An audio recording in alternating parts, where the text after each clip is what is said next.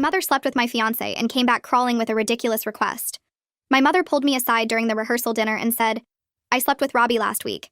Robbie was my fiancé of 4 years. I thought she was making some sick joke until I saw the guilt in her eyes. It just happened. We didn't mean for it to. She actually reached for my hand like we were going to bond over this. I found Robbie outside smoking with his groomsmen. He didn't even deny it, just shrugged and said my mom had come on to him and he was weak. Like sleeping with your future mother-in-law was equivalent to eating an extra slice of cake. I called off the wedding that night, sent a mass text to all guests that it was canceled, moved out of our apartment the next day, blocked them both on everything. Within 6 months, I was regional manager making twice what Robbie made. I bought a townhouse and adopted 2 rescue cats, started therapy and joined a hiking group where I met actual friends. My therapist helped me realize my mother had been competing with me my whole life, wearing inappropriate outfits to my graduations, flirting with my high school boyfriends. This was just her biggest betrayal yet. 8 months after the canceled wedding, my mother showed up at my office. Not to apologize. She was crying and asking for help. "I need you to talk to Robbie for me. He won't return my calls." The audacity made me laugh out loud. But she wasn't done. She explained they'd been seeing each other since the wedding was canceled, that they were in love. That age was just a number. "I need you to be my maid of honor." She said it completely straight-faced. "You're marrying my ex-fiancé? We're soulmates. And you still have all those vendor contacts. The venue might give us the same date since you canceled so last minute."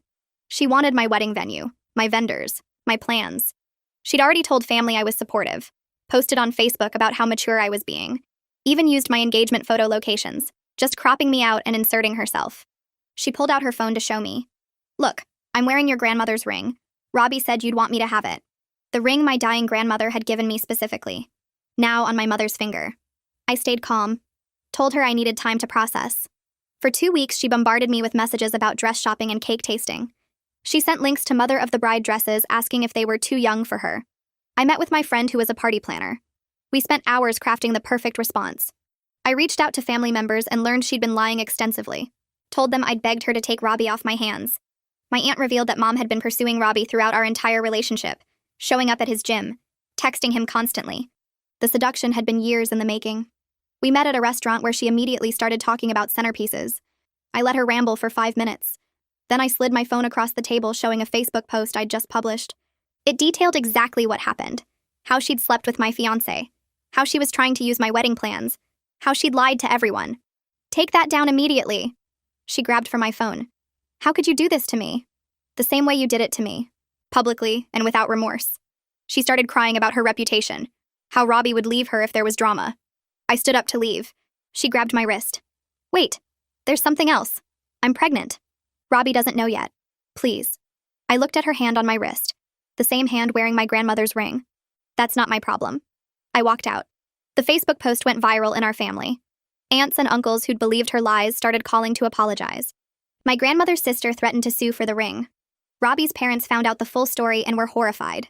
3 weeks later, my mother announced the pregnancy publicly, trying to salvage her image. Robbie proposed properly this time, probably out of obligation. But here's what she didn't expect. Robbie's ex-girlfriend from college reached out to me after seeing my post. She told me my mother wasn't the first older woman Robbie had been with. His pattern was targeting women who could advance his career or lifestyle. My mother had money. I had potential. We were both marks. I forwarded everything to my mother anonymously. She didn't believe it at first. Then she started watching, noticing how Robbie's eyes wandered, how he'd disappear for hours, how he seemed more interested in her credit cards than her company. She called me 6 months pregnant, crying. "You were right. He's been cheating. With someone from his office. She's 23. I listened. I didn't comfort her. "I don't know what to do. I'm alone and pregnant and everyone hates me. You made your choices. Now you live with them." I hung up. My mother had the baby. A girl. Robbie signed away his rights and moved to another state with the 23-year-old. Sometimes I see photos of my half-sister on social media. She looks like me when I was little. Same eyes, same smile. I don't reach out. Maybe one day when she's older and can understand, I'll tell her the truth. But that's not my responsibility right now. I'm engaged again. To a man I met in my hiking group. Someone who's never met my mother and never will. At our wedding, the maid of honor will be my best friend Claire. The mother of the bride seat will be empty. And I'll finally have the day I deserved all along. Female text. My mother pulled me aside during the rehearsal dinner and said, "I slept with Robbie last week. Robbie was my fiancé of 4 years. I thought she was making some sick joke until I saw the guilt in her eyes. It just happened. We didn't mean for it to. She actually reached for my hand like we were going to bond over this. I found Robbie outside smoking with his groomsmen. He didn't even deny it. Just shrugged and said my mom had come on to him and he was weak. Like sleeping with your future mother-in-law was equivalent to eating an extra slice of cake. I called off the wedding that night, sent a mass text to all guests that it was canceled, moved out of our apartment the next day, blocked them both on everything. Within 6 months, I was regional manager making twice what Robbie made. I bought a townhouse and adopted 2 rescue cats. Started therapy and joined a hiking group where I met actual friends. My therapist helped me realize my mother had been competing with me my whole life, wearing inappropriate outfits to my graduations, flirting with my high school boyfriends. This was just her biggest betrayal yet. 8 months after the canceled wedding, my mother showed up at my office. Not to apologize. She was crying and asking for help. I need you to talk to Robbie for me. He won't return my calls. The audacity made me laugh out loud, but she wasn't done. She explained they'd been seeing each other since the wedding was canceled, that they were in love. That age was just a number. I need you to be my maid of honor. She said it completely straight-faced. You're marrying my ex-fiancé? We're soulmates. And you still have all those vendor contacts. The venue might give us the same date since you canceled so last minute. She wanted my wedding venue, my vendors, my plans. She'd already told family I was supportive, posted on Facebook about how mature I was being, even used my engagement photo locations, just cropping me out and inserting herself. She pulled out her phone to show me. Look, I'm wearing your grandmother's ring. Robbie said you'd want me to have it. The ring my dying grandmother had given me specifically. Now on my mother's finger. I stayed calm. Told her I needed time to process. For 2 weeks, she bombarded me with messages about dress shopping and cake tasting. She sent links to mother of the bride dresses asking if they were too young for her. I met with my friend who was a party planner. We spent hours crafting the perfect response. I reached out to family members and learned she'd been lying extensively. Told them I'd begged her to take Robbie off my hands. My aunt revealed that mom had been pursuing Robbie throughout our entire relationship, showing up at his gym, texting him constantly. The seduction had been years in the making. We met at a restaurant where she immediately started talking about centerpieces. I let her ramble for 5 minutes. Then I slid my phone across the table showing a Facebook post I'd just published. It detailed exactly what happened. How she'd slept with my fiancé. How she was trying to use my wedding plans. How she'd lied to everyone. Take that down immediately. She grabbed for my phone. How could you do this to me? The same way you did it to me. Publicly and without remorse. She started crying about her reputation. How Robbie would leave her if there was drama. I stood up to leave. She grabbed my wrist. Wait, there's something else. I'm pregnant. Robbie doesn't know yet. Please. I looked at her hand on my wrist. The same hand wearing my grandmother's ring. That's not my problem. I walked out. The Facebook post went viral in our family. Aunts and uncles who'd believed her lies started calling to apologize. My grandmother's sister threatened to sue for the ring. Robbie's parents found out the full story and were horrified. 3 weeks later, my mother announced the pregnancy publicly, trying to salvage her image. Robbie proposed properly this time, probably out of obligation. But here's what she didn't expect. Robbie's ex-girlfriend from college reached out to me after seeing my post. She told me my mother wasn't the first older woman Robbie had been with. His pattern was targeting women who could advance his career or lifestyle. My mother had money. I had potential. We were both marks. I forwarded everything to my mother anonymously. She didn't believe it at first. Then she started watching, noticing how Robbie's eyes wandered, how he'd disappear for hours, how he seemed more interested in her credit cards than her company. She called me 6 months pregnant, crying. You were right. He's been cheating. With someone from his office. She's 23. I listened. I didn't comfort her. I don't know what to do. I'm alone and pregnant and everyone hates me. You made your choices. Now you live with them. I hung up. My mother had the baby. A girl. Robbie signed away his rights and moved to another state with the 23-year-old. Sometimes I see photos of my half-sister on social media. She looks like me when I was little. Same eyes, same smile. I don't reach out. Maybe one day when she's older and can understand, I'll tell her the truth. But that's not my responsibility right now. I'm engaged again. To a man I met in my hiking group. Someone who's never met my mother and never will. At our wedding, the maid of honor will be my best friend Claire. The mother of the bride seat will be empty. And I'll finally have the day I deserved all along. 3 months before my wedding, I sat across from Rachel in her office with fabric samples spread between us. She had this huge binder open to the seating chart page, and we were figuring out the final guest count. Rachel kept pointing at different sections of the venue layout, explaining traffic flow for the cocktail hour. Then she paused and looked up at me with this careful expression that made my stomach tighten. She mentioned the venue got a call yesterday from someone claiming to be my mother. The woman asked about arrangements for her daughter's wedding and wanted to know if she could add herself to the vendor contact list. Rachel said the venue staff thought it was strange since my paperwork clearly stated no mother of the bride. My hands went cold holding the fabric samples. I felt that familiar drop in my chest, the same feeling I got when I first found out about the betrayal. My mother was still trying to worm her way into my life after everything she'd done. I grabbed my phone immediately and started making calls right there in Rachel's office. First the venue, then the caterer, then the photographer, then the florist. I gave each vendor the same instructions. Add my mother's name to a do not engage list. I described what she looked like and said I'd email them a photo. If she showed up or called again, they were to refuse all information and contact me immediately. Rachel watched me make the calls and nodded approvingly when I finished. She told me this wasn't her first rodeo with difficult family situations. She'd dealt with everything from feuding divorced parents to stalker exes trying to crash weddings.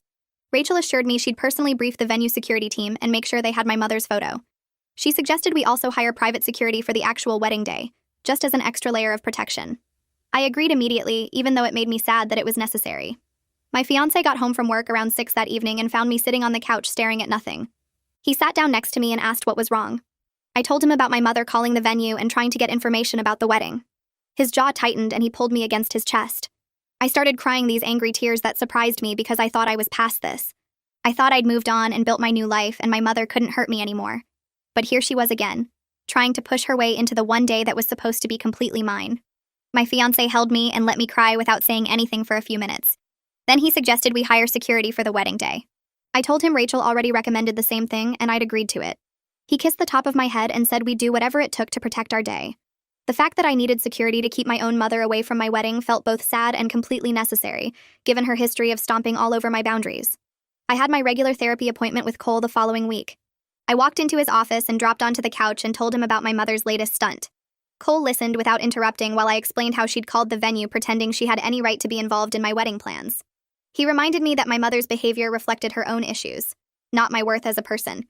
We spent the session talking about strategies for maintaining my peace while protecting my special day. Cole suggested I visualize the wedding going perfectly without any disruption from my mother. He had me practice some grounding techniques I could use if I started feeling anxious as the date got closer.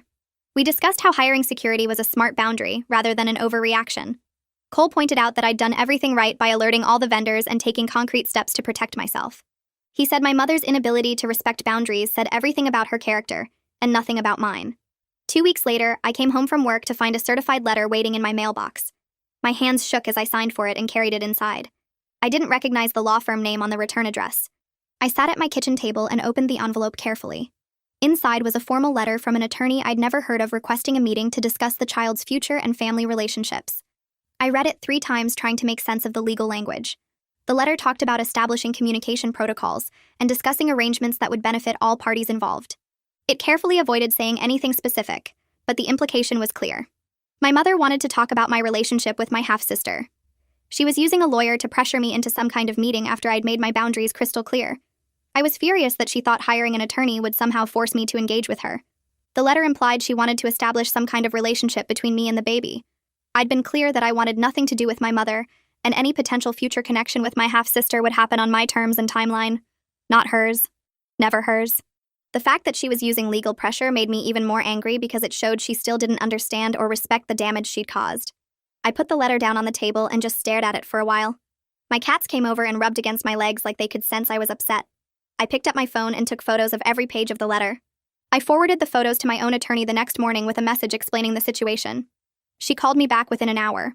My attorney said I had absolutely no legal obligation to respond to the letter or attend any meeting. The request was just that. A request, and I could ignore it completely if I wanted. However, she suggested I might want to hear what was proposed, if only to protect myself from any future claims my mother might try to make. My attorney explained that sometimes it was better to know what the other side wanted, rather than being blindsided later.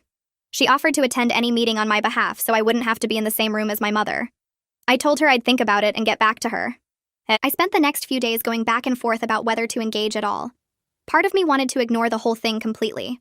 My mother had proven over and over that she couldn't be trusted and would twist anything I said or did to serve her own purposes. But another part of me was curious what she thought she could possibly say that would make any difference. Against my initial instincts, I finally told my attorney I'd agree to a phone meeting. I would not be in the same room as my mother under any circumstances. My attorney could attend the meeting in person with my mother's lawyer, and I'd participate by phone only. That way, I could hang up immediately if things went sideways. My attorney said that was a smart compromise and scheduled the meeting for the following week. The day of the meeting arrived, and I sat in my car in a parking lot with my phone on speaker. My attorney was in a conference room across town with my mother's lawyer. I could hear papers shuffling and chairs scraping as everyone got settled. My mother's lawyer started talking in this careful, professional voice. He explained that my mother was struggling financially and emotionally as a single parent. The baby was healthy, but my mother was overwhelmed trying to manage everything alone. I didn't say anything, just listened. Then I heard crying in the background. Quiet at first, then louder. My mother was crying, and it felt so manipulative I almost hung up right then. The lawyer kept talking like he couldn't hear her sobbing. He said my mother was doing her best in a difficult situation and hoped we could find a path forward that would benefit everyone involved. The lawyer carefully suggested that my mother hoped I might be willing to have some form of relationship with my half-sister as she grew up. He emphasized there was no ask for money or direct help, just a hope that family connections could be maintained for the child's sake. The implication hung heavy even through the phone line. My mother wanted me to step in and help raise the baby she'd created by sleeping with my fiancé. She wanted me to forgive her betrayal and play happy family like nothing had happened. I listened to her crying in the background and felt absolutely nothing except anger at the continued manipulation. My attorney's voice came through the phone speaker with that professional calm she always used. She spoke directly to my mother's lawyer and laid out my position in clear terms. I had no interest in any relationship with my mother. Any potential future connection with my half-sister would happen on my terms and my timeline, not my mother's. The lawyer on the other end said he understood and would relay that to his client. He didn't sound surprised at all, like he'd expected exactly this response. I heard more crying in the background, but my attorney was already wrapping up the call, confirming they'd send official documentation of my position. When the call ended, I sat in my car in the parking lot staring at my phone. My hands were shaking, and I felt this weird tightness in my chest that I hadn't felt in months. I thought I'd moved past all this.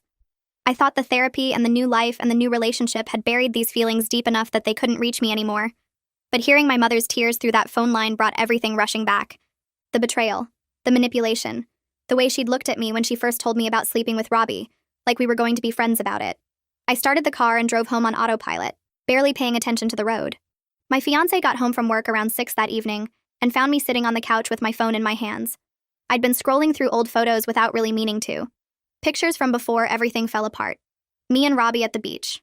Me and my mother at my college graduation. Her wearing that dress that was way too young for her age. Me at my old apartment, smiling at the camera like I had no idea what was coming. He sat down next to me without saying anything. Didn't ask what was wrong or try to tell me it would be okay. Just put his arm around my shoulders and pulled me against his chest. I started crying these quiet tears that surprised me because I thought I was done crying over my mother. I thought I'd used up all my tears on her years ago. But here I was again, letting her get to me.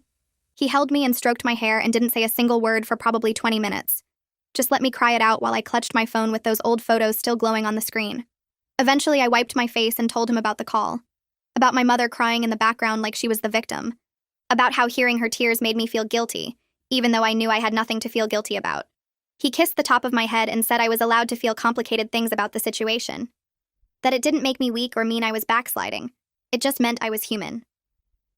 Claire showed up at my door the next evening with 2 bottles of wine and enough Thai takeout for 4 people. She took one look at my face and pulled me into a hug before even coming inside. We sat on my couch with containers of pad thai and spring rolls spread across the coffee table.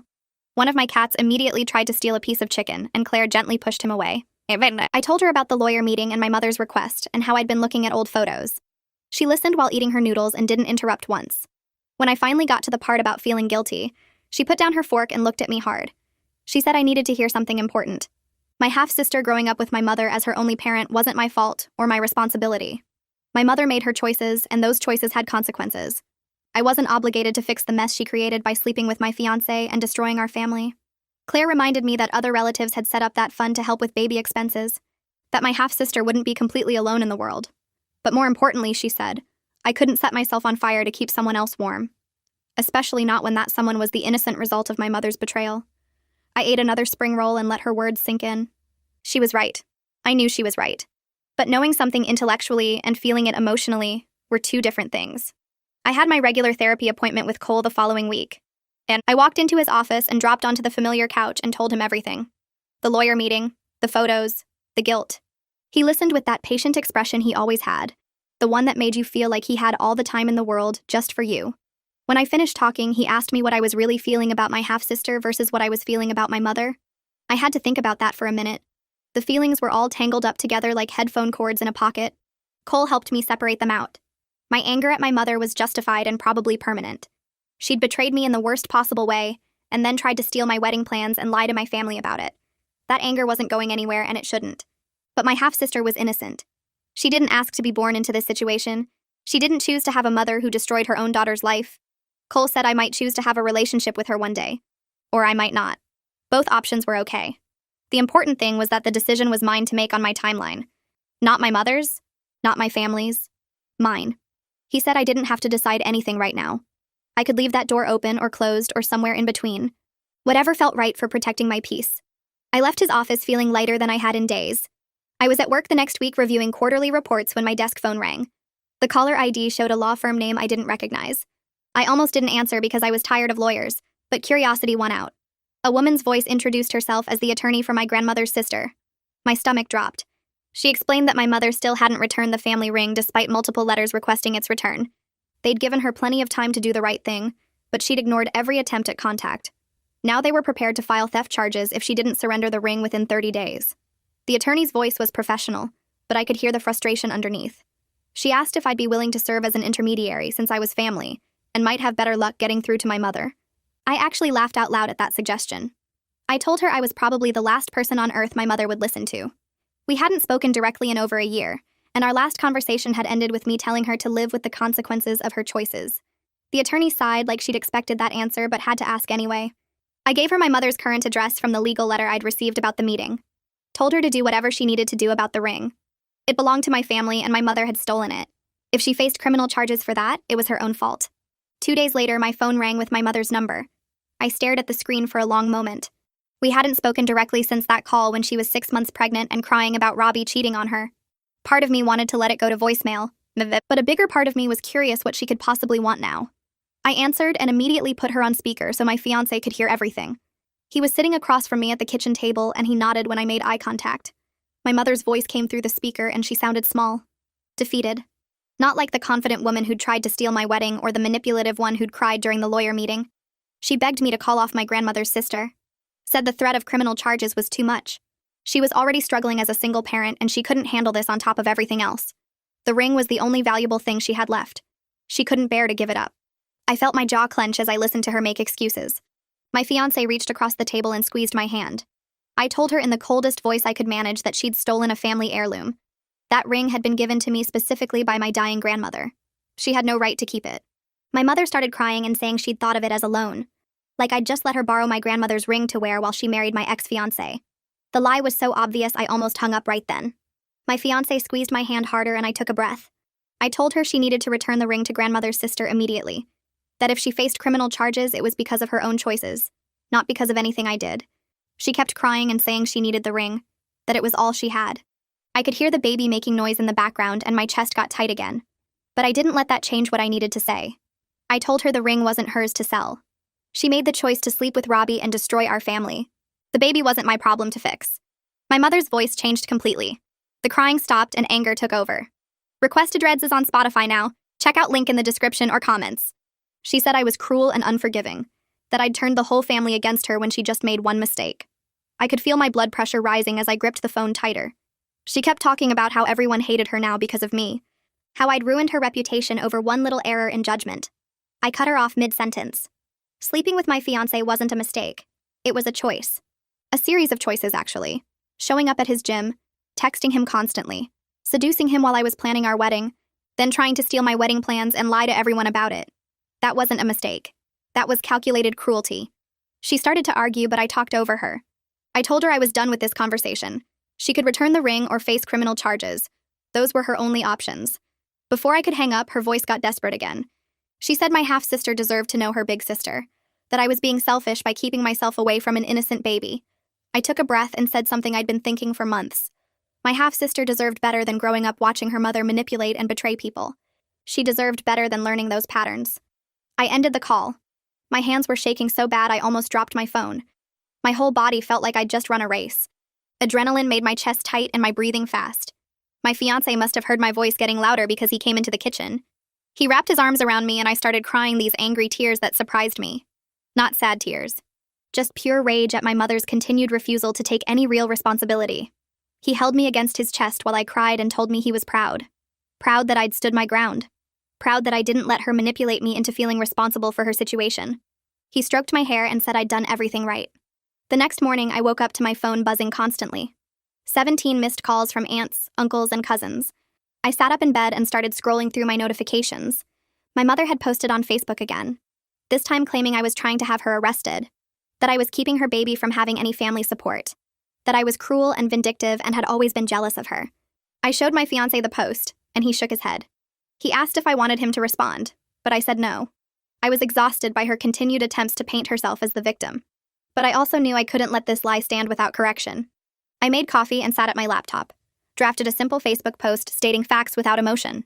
I explained that my grandmother had given me a specific family ring before she died, that my mother had taken the ring without permission, that my grandmother's sister had legal right to demand its return. I wrote about my clear boundaries regarding not having a relationship with my mother, how those boundaries existed because of her choices and actions, not because of anything I'd done. I kept it short and factual, posted it, and then turned off my phone for a few hours. When I turned it back on that afternoon, the family response was overwhelming. Aunts and uncles were commenting that my mother needed to return the ring immediately, that she needed to stop trying to manipulate me and take responsibility for her actions. Several relatives I barely knew offered to help with baby expenses if she returned the heirloom. That surprised me. I hadn't expected anyone to offer financial help. My cousin messaged me privately saying she'd always known my mother was competitive with me, but hadn't realized how bad it was. 3 days later, I got a call from grandmother's sister's attorney. My mother had returned the ring, just dropped it off at the law office that morning without saying a word. The attorney said I could pick it up whenever I wanted, or they could mail it to grandmother's sister. I felt this weight lift off my chest that I didn't realize I'd been carrying. That ring had been such a symbol of everything my mother had stolen from me. Knowing it was back where it belonged made me feel lighter somehow. I told the attorney to give it to grandmother's sister. It belonged with her now. My aunt called me that same evening. She said she and several other relatives had set up a small fund to help with my half-sister's basic needs: diapers, formula, clothes, the essentials. She was careful to say this didn't excuse my mother's behavior at all, that everyone understood why I'd cut contact, but they didn't want the baby to suffer because of adult mistakes. I thanked her and said I appreciated them thinking of my half-sister. It was weird feeling relieved that other people were stepping in to help. Part of me had worried that cutting off my mother meant my half-sister would have nothing, but my family was handling it in a way that didn't require me to sacrifice my peace.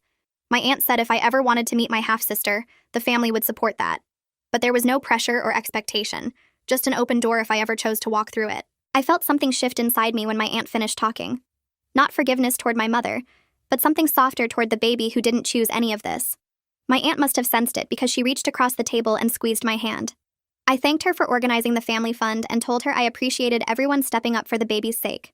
She said the family understood my boundaries completely, and nobody expected me to change them. If I ever wanted to meet my half-sister someday, they'd support it. But if I never did, they'd support that too. I drove home feeling lighter than I had in weeks, knowing my half-sister wouldn't grow up completely alone even without me in her life. Rachel called me the next morning to schedule our final planning session before the wedding. I met her at her office downtown where she had everything spread across her massive conference table. Seating charts, timeline breakdowns, vendor contact sheets, and photos of the venue setup. She walked me through every detail of the day, from the morning hair appointments to the final sparkler send-off at night. I found myself getting genuinely excited instead of anxious like I'd been during the Robbie wedding planning. Rachel had listened to everything I wanted and created exactly the elegant celebration I'd dreamed of. Deep burgundy linens, cream roses, string lights wrapped around the outdoor ceremony space. Everything felt authentically mine without my mother's shadow trying to reshape it into something else. Rachel noticed my smile and said she could tell I was ready for this. I told her I finally felt like I was having the wedding I actually wanted, not the one someone else tried to force on me. Fatima met us at the venue the following week to show me the final flower designs. She had mock-ups set up in the reception hall, full-scale arrangements that took my breath away when I walked in. Sophisticated clusters of burgundy dahlias, cream garden roses, and touches of eucalyptus that looked nothing like the pastel pink disaster my mother had tried to push on me years ago. These flowers reflected my actual taste, my actual personality, not some fantasy version my mother wanted me to be. Fatima walked me through each arrangement, explaining her choices for the ceremony arch, the reception centerpieces, the bouquets. I touched the soft petals of a cream rose and felt tears prick my eyes. My fiancé squeezed my shoulder and asked if I was okay. I told him these were happy tears because everything was finally, truly mine. This wedding would be authentically mine in every single detail. 2 months before the wedding, Claire and I went dress shopping at a boutique downtown. She'd taken the whole afternoon off work to help me find the perfect gown. We were in the third shop looking through racks of white and ivory dresses when I saw a woman with a baby across the store near the fitting rooms. My whole body went rigid. The woman had dark hair like my mother, and she was wearing sunglasses inside, which seemed suspicious. My heart started racing, and I felt that familiar panic rising in my chest, the same feeling I got when my mother showed up at my office demanding I help her with Robbie. I stared at the woman, trying to see her face clearly, trying to figure out if I needed to leave immediately. The woman turned slightly, and I saw her profile. Different nose, different chin. Younger than my mother by at least 10 years. Just a stranger shopping with her baby. Not my mother at all. Claire touched my arm gently and asked if I was okay. I realized I'd been standing frozen in place, staring at a complete stranger like a crazy person. I admitted I'd thought the woman might be my mother for a second, and I'd panicked. Claire squeezed my hand and reminded me we had security arranged for the wedding day. My mother had no power over my joy anymore. She couldn't show up and ruin things because we'd taken every precaution possible. I took a deep breath and nodded, trying to calm my racing heart. Claire suggested we look at dresses in a different section, away from the woman who'd triggered my panic. I followed her to the back of the store where the modern gowns were displayed. I found my dress 20 minutes later. A sleek, modern gown with clean lines and a dramatic train that made me feel beautiful and strong instead of like a princess in a fairy tale. I stood in front of the three-way mirror in the fitting room while Claire fastened the tiny buttons up my back. The woman looking back at me wasn't the same person who'd almost married Robbie 4 years ago. That woman had been younger, less sure of herself, willing to overlook red flags because she wanted the fairy tale. This woman knew her worth. This woman had rebuilt her entire life from nothing and come out stronger. I turned to Claire with tears in my eyes and told her this was the one. She started crying too and said I looked absolutely perfect. The saleswoman brought champagne and we toasted to new beginnings while I stood in my wedding dress, finally ready to marry someone who actually deserved me.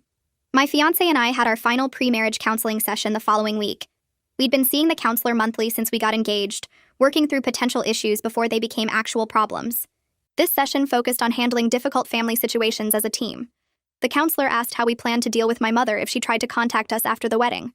My fiancé answered before I could, saying my boundaries with my mother were completely supported, and he'd never pressure me to reconcile. The counselor nodded approvingly and said that kind of unconditional support was exactly what healthy marriages needed.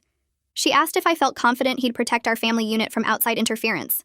I looked at my fiancé and said yes without hesitation. He'd proven through his actions over the past year that he respected my choices and defended my boundaries. The counselor smiled and said we were ready for marriage. Cole and I had a session the next day focused specifically on preparing emotionally for the wedding. I sat in his familiar office with my usual cup of tea and admitted I was worried about the empty mother of the bride seat. Everyone would notice it. Everyone would know my mother wasn't there. Cole asked what the empty seat represented to me. I thought about it for a minute before answering. It represented my strength in choosing peace over toxic obligation. It showed I valued my mental health more than social expectations. It proved I could stand up for myself even when it was uncomfortable. Cole smiled and said I'd answered my own question. The empty seat wasn't a symbol of loss or failure. It was a symbol of growth and self-respect. He suggested I practice visualizing the ceremony with the empty seat, imagining myself feeling proud instead of ashamed. We spent the rest of the session working on grounding techniques I could use if I felt anxious on the wedding day. 1 month before the wedding, I came home from work to find a letter in my mailbox with no return address. My hands shook slightly as I carried it inside and set it on my kitchen counter. One of my cats jumped up and sniffed at the envelope like he could sense my tension. I opened it carefully and pulled out a single photo and a note card. The photo showed a baby girl, maybe 6 months old, with chubby cheeks and bright eyes. She was smiling at the camera, one tiny hand reaching toward whoever was taking the picture. The note was in my mother's handwriting, just 3 sentences. She has your eyes. Her name is Lily. I thought you should know. I stared at the photo, my chest getting tight. The baby did have my eyes. The same shape, the same color. I saw my own baby pictures in this child's face, the resemblance so strong it made my stomach hurt. My fiancé got home an hour later and found me sitting at the kitchen table with the photo in front of me. I'd been staring at it for who knows how long, not moving, barely breathing. He sat down next to me without saying anything and looked at the photo. Then he looked at my face and asked if I wanted to throw it away. I opened my mouth to say yes, but the word wouldn't come out. I admitted I wasn't sure what I wanted. Part of me wanted to rip the photo into tiny pieces and throw it in the trash. But another part of me wanted to keep it, to know what my half-sister looked like, to have some connection to this innocent baby who shared my blood. My fiancé pulled me against his chest and held me while I cried. He didn't try to tell me what to do or how to feel. He just held me and let me process the complicated mess of emotions churning in my gut. I slid the photo into my therapy session folder the next morning and drove to Cole's office. The waiting room felt smaller than usual, like the walls were pressing in while I clutched that folder against my chest. Cole opened his door right on time and gestured me inside. I sat on the familiar couch and pulled out the photo without saying anything. He took it from my hands and studied the baby's face for a long moment. Then he looked at me and asked what I was feeling beyond the obvious anger at my mother's continued boundary violations. I opened my mouth to give him the easy answer about being furious, but different words came out instead. I admitted that I felt sad for this little girl who would grow up knowing her sister chose not to be in her life. The words hung in the air between us, and I felt my throat get tight. Cole set the photo on the table between us and leaned forward slightly. He said something that made me stop breathing for a second. He pointed out gently that I wasn't choosing to abandon my half-sister. I was protecting myself from my mother's toxicity, and those were different things.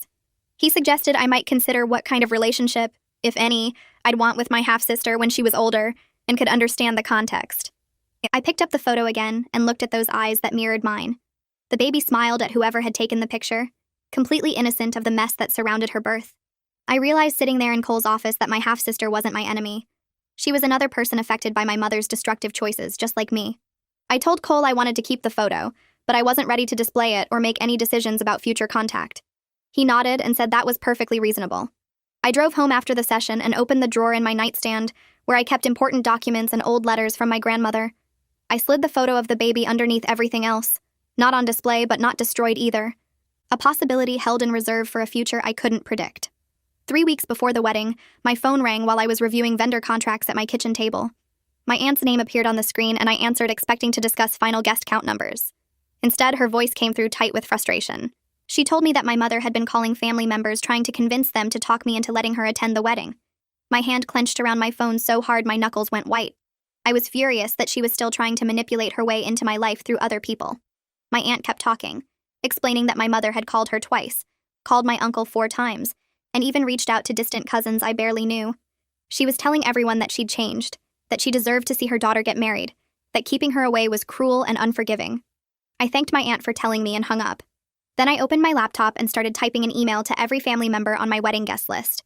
I wrote clearly and directly that my mother was not invited to my wedding, that security had her photo and would remove her if she showed up, that anyone who brought her as a +1 would be asked to leave immediately. I explained that this boundary wasn't up for discussion or negotiation. I hit send and watched the email whoosh away to 37 recipients. The responses started coming back within minutes. Aunts and uncles replied saying they understood completely and supported my decision. Several relatives apologized for my mother's continued behavior and promised they would not engage with her manipulation attempts. My cousin sent a message saying she was proud of me for standing firm. By the end of the evening, every single family member had responded with support. The final dress fitting happened on a Saturday morning 2 weeks before the wedding. Claire met me at the boutique and we were escorted to the large fitting room in the back. The seamstress brought out my dress on a padded hanger and I changed behind the curtain. When I stepped out, Claire's hand went to her mouth. The dress fit perfectly after all the alterations. Every seam hugged exactly right. The train flowed behind me like water. The seamstress adjusted the bustle and showed me how to manage the train for the reception. Then she brought in the hairstylist and makeup artist for the full trial run. They worked on me for an hour, pinning and curling and applying products until I looked like a polished version of myself. When they spun me around to face the mirror, I barely recognized the woman looking back. Claire was crying actual tears, not just getting misty. She said I deserved this happiness and this beautiful day, that I'd earned it through surviving everything my mother had put me through. I looked at my reflection and something shifted inside me. I finally let myself believe it was true. 1 week before the wedding, I woke up early and made breakfast while my fiancé was still sleeping. He came into the kitchen as I was flipping pancakes and poured himself coffee. We sat at the table eating and he asked if I'd thought any more about the baby. I put down my fork and admitted that I had been thinking about her, that I'd kept the photo my mother sent. But I told him clearly that I wasn't ready to make any decisions about potential future contact until after we were married and settled into our new life together. He reached across the table and took my hand. He said that whatever I decided, he supported me completely. Whether that meant maintaining no contact forever, or eventually building some kind of relationship with my half-sister. His unconditional support made something click in my head. This partnership was different from what I'd had with Robbie. My fiancé respected my boundaries without trying to push me toward forgiveness or reconciliation. He trusted me to know what was right for my own peace and healing. I squeezed his hand back and told him I loved him, that I was grateful every day for finding someone who actually understood what respect meant. 2 days before the wedding, I had my final therapy session with Cole. I walked into his office and sat on the couch one last time before everything changed. He asked me to reflect on how far I'd come since the original betrayal at my first wedding rehearsal dinner. I thought about that night when my mother pulled me aside and destroyed everything. About calling off the wedding and moving out and blocking everyone. About building my career and buying my townhouse and adopting my cats. About meeting my fiancé in the hiking group and learning what healthy love looked like. Cole pointed out that I'd built a life rooted in my values, that I was surrounded by people who respected my boundaries and celebrated my success. He said watching my growth over these sessions had been remarkable. I felt tears prick my eyes, but they were different tears than the ones I'd cried in his office months ago. These weren't tears of pain or betrayal. They were tears of relief and gratitude for making it through to the other side.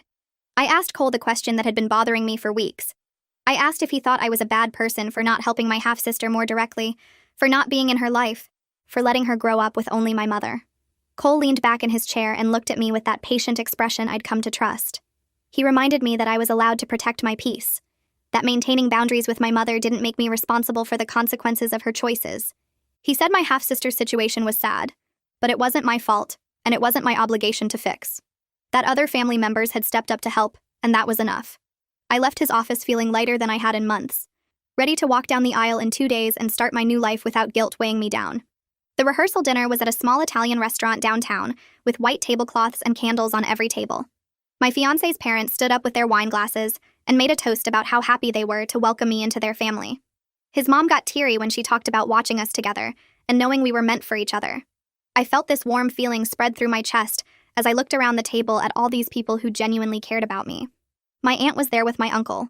Claire sat next to me, squeezing my hand under the table. My fiancé's sister and her husband were laughing at something his dad said. These were people who showed up for me, who believed me, who stood by my choices. I'd lost my mother, but I'd gained a real family that actually functioned like families should. The empty chair where my mother would have sat didn't bother me anymore. It just reminded me that I'd chosen peace over toxicity, and that was the right call. After dinner, Claire pulled me into the hallway near the bathrooms. She hugged me tight and told me she was so honored to be my maid of honor tomorrow.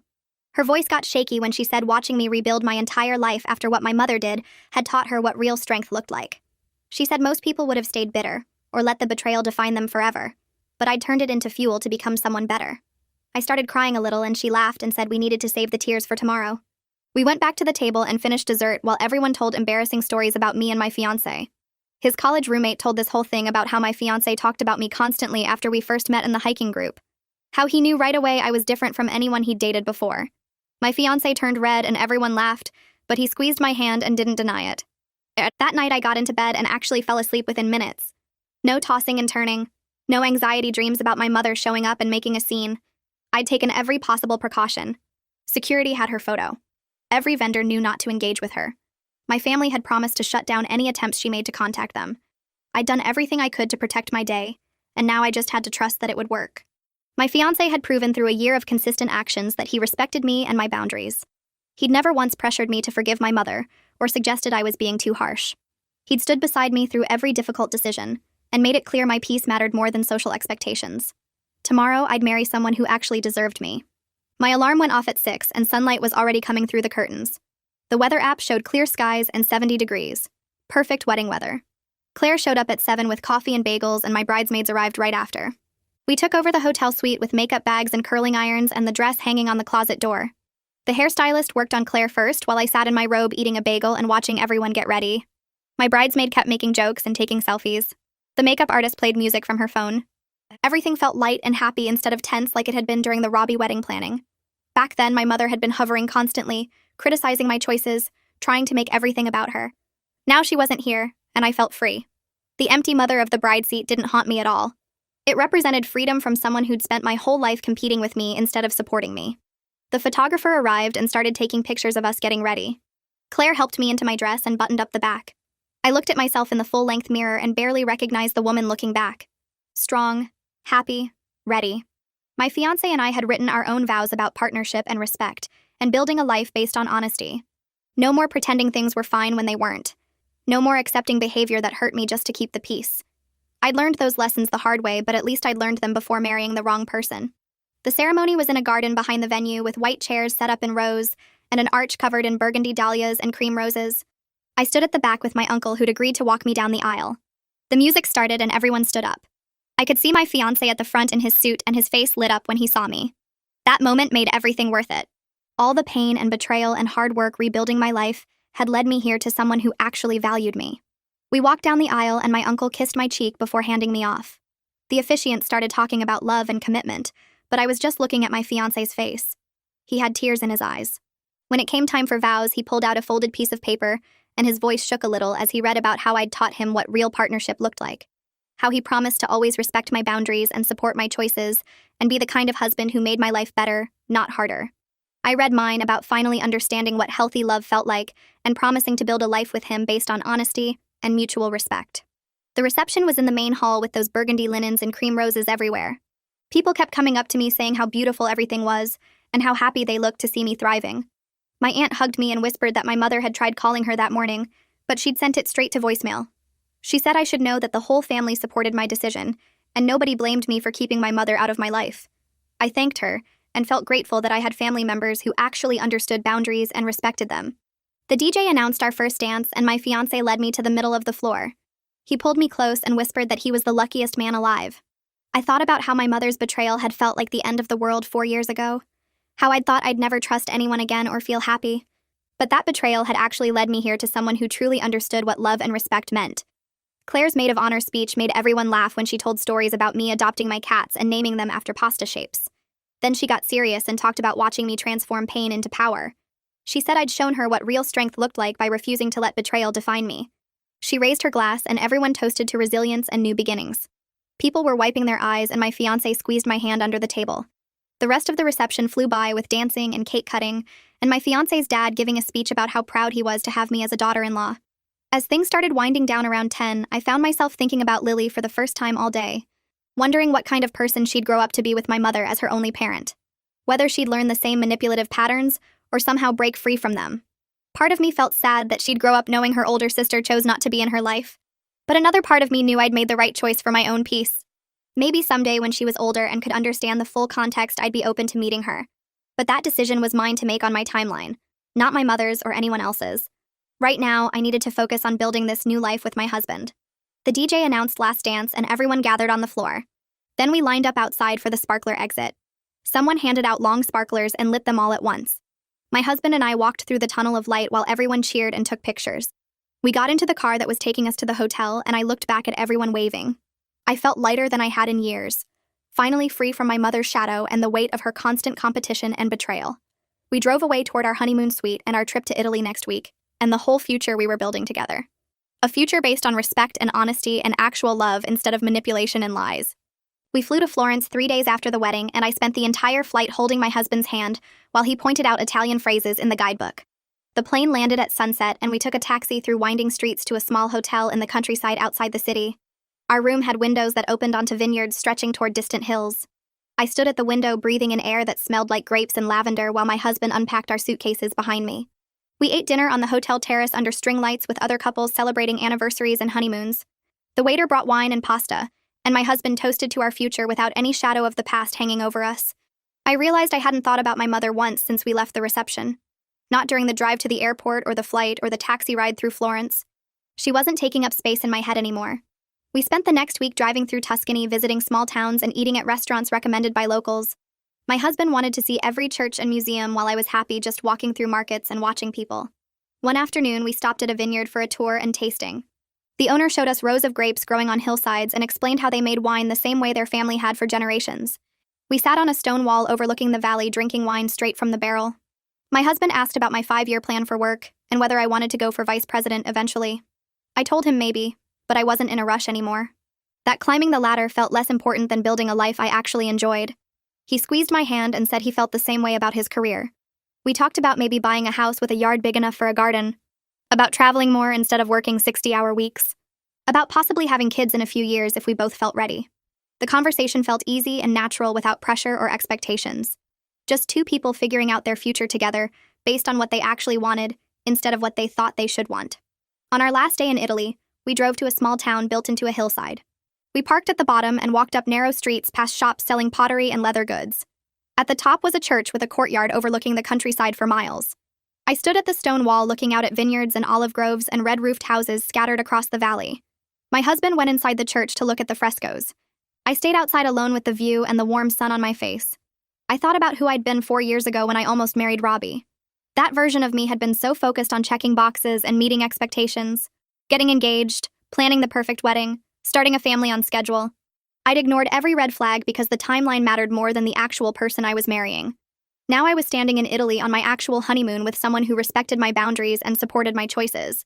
I had a career I'd built through my own work, not because someone handed it to me. Friends who showed up when things got hard instead of disappearing.